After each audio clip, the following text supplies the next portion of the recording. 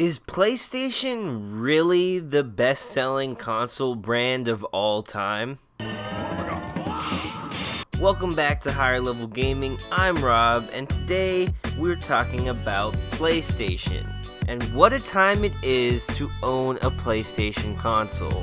This week is the week of Sony PlayStation's 25th anniversary. I just turned 25 earlier this year myself, and I have been fortunate enough to be a PlayStation gamer through every single console they've ever put out my entire life. Congratulations, Sony, and to everyone who contributed to this company's fame and success. Thank you for putting out so many incredible video games that will live on in my memory forever and in the memory of millions of gamers like me. Sony has also, in this same week, announced their achievement of a major milestone for consoles, becoming the certified best-selling home video game console brand ever, with over 450 million units sold across the original PlayStation, PS2, PS3, and PS4 as of November 7th, according to Guinness World Records. In the announcement tweet that Sony put out, they also thanked all of us PlayStation gamers, saying that it's all thanks to you. In just a short year, we will also see the rise of the PlayStation 5, the next giant step in the future of the best-selling home console brand of all time. And PlayStation games are now on sale for the lowest prices ever. And if you want to play through the hits of this generation, that's something you can do easily and cheaply. Sales for the PS4, though not as high as the all-time best-selling home console, the PS2, have never been better. But, and this is a bit of a big but here, Sony actually isn't the best-selling console brand of all time in general, at least not according to some gamers. Actually, not even just according to some gamers, it's true. Sony isn't the best-selling brand ever. When you take into account handhelds, they are not the best-selling brand. It's a very crucial part of their title, best-selling home video game console brand.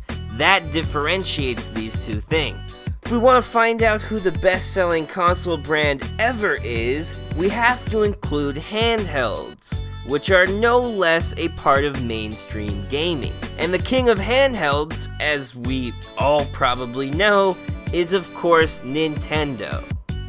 It's true that Nintendo has only sold about 2/3 as much home consoles as Sony has. However, if you include handhelds, they've actually sold almost 50% more consoles than Sony. In fact, including the Nintendo DS, Game Boy, Game Boy Color, Game Boy Advanced, and the 3DS, Nintendo's numbers go up by another 856 million.